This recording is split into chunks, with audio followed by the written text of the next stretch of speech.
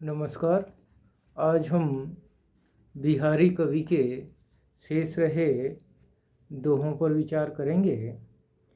बिहारी कवि रीतिसिद्ध काव्यधारा के रीतिकालीन कवि हैं और मुख्य रूप से आपने श्रृंगार विषयक दोहे अपनी सतसई में लिखे हैं।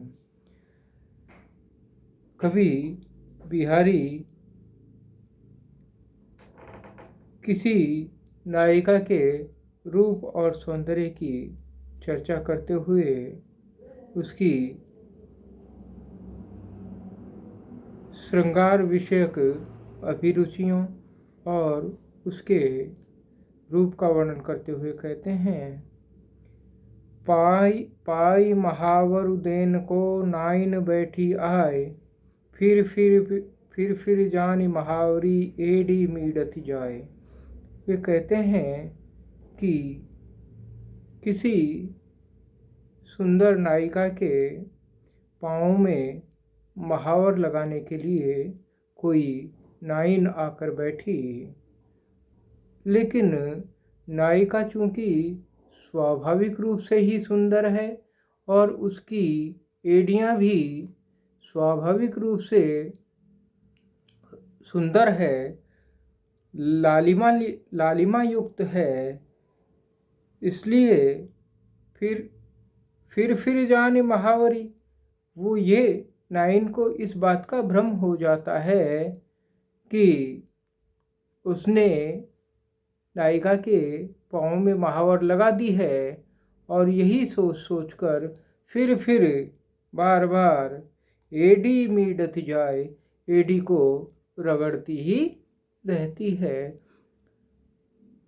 इस तरह कवि नायिका के पाँव के सौंदर्य का, पाँव की लालिमा का अतिशयोक्तिपूर्ण वर्णन करते हुए कहते हैं। आगे फिर किसी नायिका के मुख सौंदर्य का, चेहरे की सुंदरता का वर्णन करते हुए पुनः अगले दोहे में कहते हैं, मंगल बिंदु सुरंग मुख शशि केसर आड गुरु, इक नारी लही संगु रसमय किए लोचन जगत।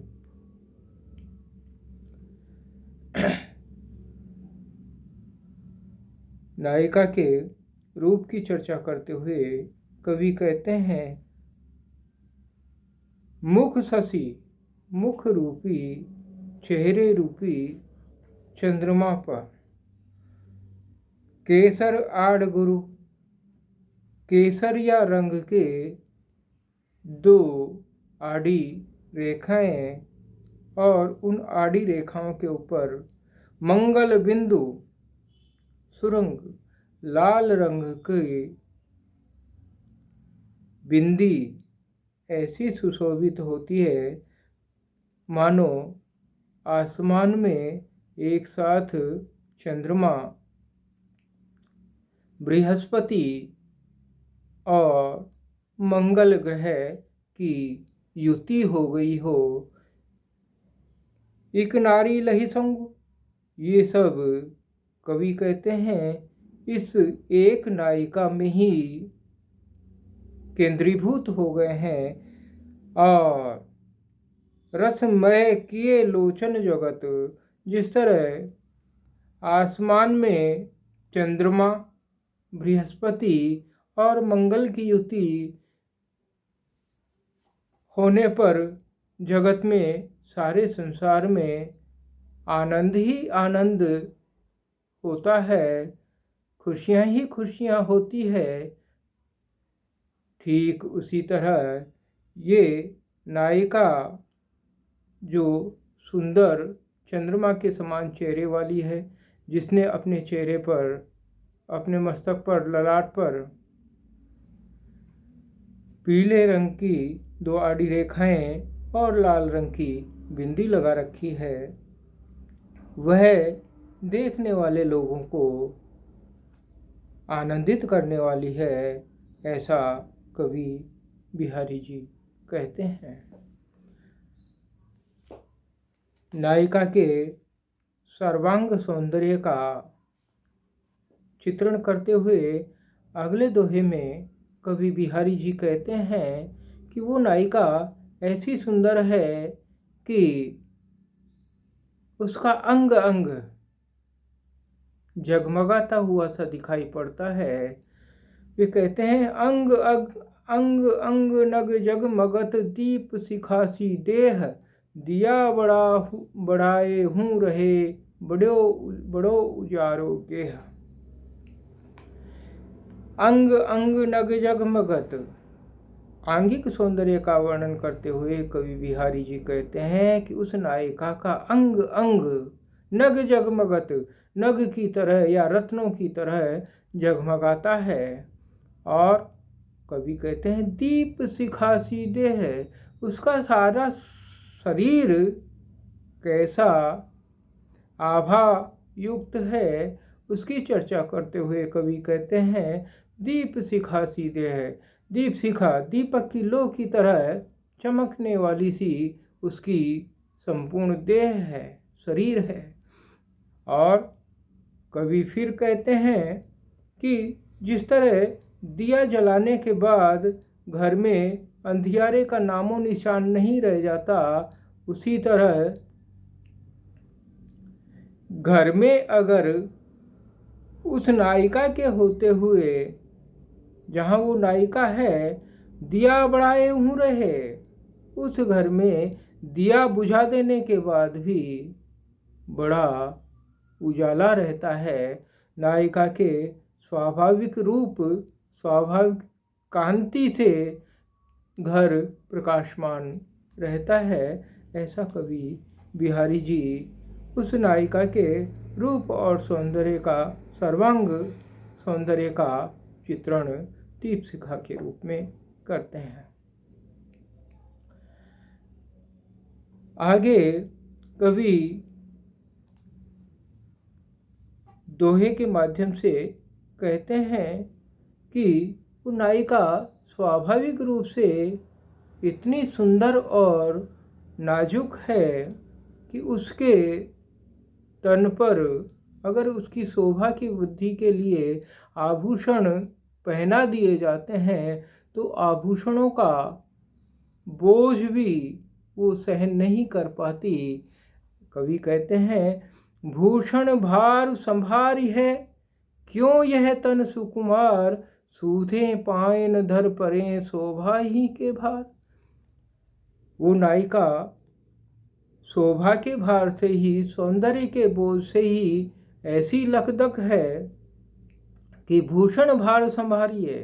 कवि कहता है कि वो नाजुक सी, वो कोमल सी, वो कोमलांगी नायिका आभूषणों का भार भला कैसे संभाल पाएगी, क्योंकि इस नायिका का तन बड़ा ही सुकुमार है, बड़ा कोमल और नाजुक है। क्यों? कवि अगली पंक्ति में कहते हैं सूधे पाए न धर परे। ये तो अपनी शोभा के भार से, सहज सौंदर्य के भार से ही इसके कदम सीधे नहीं पड़ते, तब अगर इसको आभूषण और पहना दिए जाएं तो फिर नायिका की कैसी दशा होगी। ऐसा कवि बिहारी कहते हैं कि नायिका अपने रूप, अपने सौंदर्य के बोझ से ही पहले से ही दबी हुई है और उसको और अधिक गहने पहनाने की आवश्यकता नहीं है। अगर और अधिक आभूषण पहना दिए गए तो उसका चलना फिरना ही बड़ा मुश्किल हो जाएगा, ऐसा कवि कहते हैं। आगे बिहारी कवि फिर कहते हैं कीने हूँ कोटिक जतन अब कहीं काढ़े कौन, भो मनमोहन रूप मिली पानी में कौन। कवि बिहारी कहते हैं कि जिससे जिसका प्रेम होता है वो प्रेमी अथवा प्रेयसी अपने मन से एक दूसरे की छवि को, एक दूसरे के रूप को जो मन में बस गया है उसको निकाल पाने में समर्थ नहीं होते।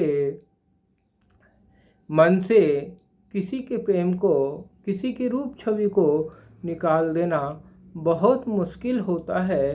कवि ने अपने एक छोटे से इस दोहे के माध्यम से कहा है, कीने हूँ कोटि जतन, करोड़ों प्रकार के उपाय कर लेने के बावजूद अब कहीं काढ़े कौन। जो दिल में बस चुका है, जो मन में बस चुका है, उसको निकाल पाना बड़ा मुश्किल है। कोई गोपिका, कोई नायिका ऐसा ही महसूस करती है। उस नायिका के मनोभावों को व्यक्त करते हुए कवि कहते हैं, भो मन मोहन रूप मिली, हे कृष्ण, आपका रूप और मेरा मन कुछ इसी तरह घुल मिल गया है कि अब उसको मन से आपके रूप को निकाल पाना ठीक उसी तरह संभव नहीं है जिस तरह पानी में अगर नमक घुल जाए और उस नमक को पानी से अलग कर पाना जिस तरह मुश्किल होता है, दुसाध्य होता है, ठीक उसी तरह मन में बसे हुए मोहन के रूप को, सुंदर स्वरूप को निकाल पाना भी बड़ा प्रेमी के लिए मुश्किल होता है, ऐसा कवि कहते हैं। या अनुरागी चित्त की गति समझे नहीं कोई, ज्यों ज्यों बूढ़े श्याम रंग त्यों त्यों उज्ज्वल होए। प्रेम की बड़ी विचित्र दशा है।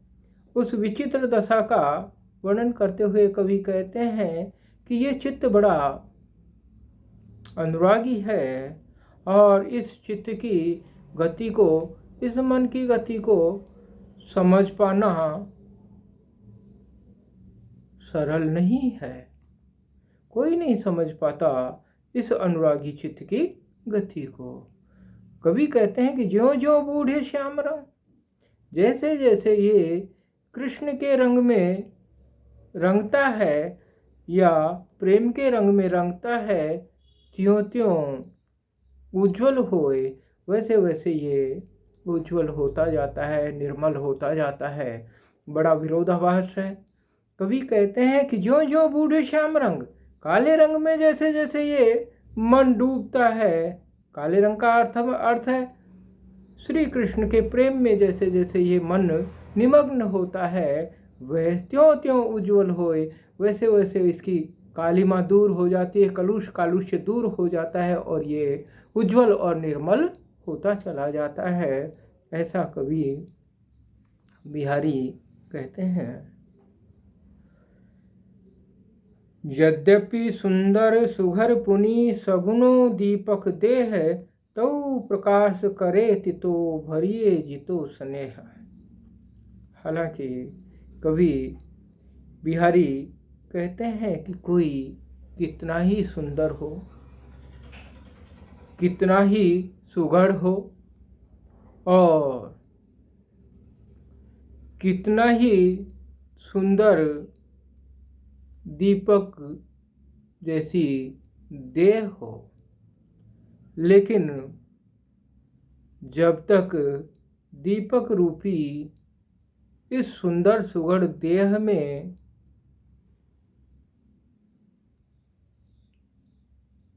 स्नेह रूपी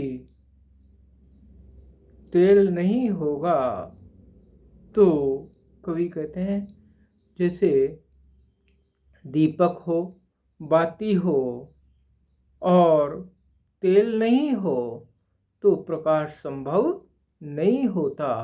ठीक उसी तरह शरीर भी सुंदर हो, सुघड़ हो और शरीर कांतिमान चमचमाता हुआ भी हो, तो भी वो स्नेह के बिना,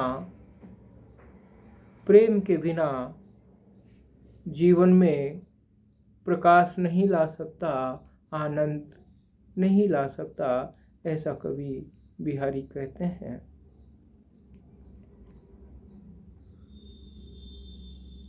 अगले दोहे में कवि बिहारी किसी नायिका की विरह दशा का वर्णन करते हुए कहते हैं, उसकी मनोदशा किस तरह की है। कोई नायिका की सखी जाकर कहती है, कहा कहूँ बाकी दशा हरि प्राणनु के ईस, विरह ज्वाल जरिबो लखे मरिबो भई असीस। विरह ज्वाल में जलती हुई किसी नायिका के मनोभावों का, उसकी शारीरिक दशा का चित्रण करती हुई उसकी सखी दूती के रूप में जाकर नायक से या कृष्ण से कहती है, कहा कहो बाकी दशा, कि मुझसे उस नायिका की दशा का वर्णन कर पाना संभव नहीं है, कहा नहीं जाता। हरि प्राणनु के ईश, हे हरि, हे कृष्ण, आप ही उनके, उस नायिका के प्राणों के स्वामी हैं, प्राणेश हैं।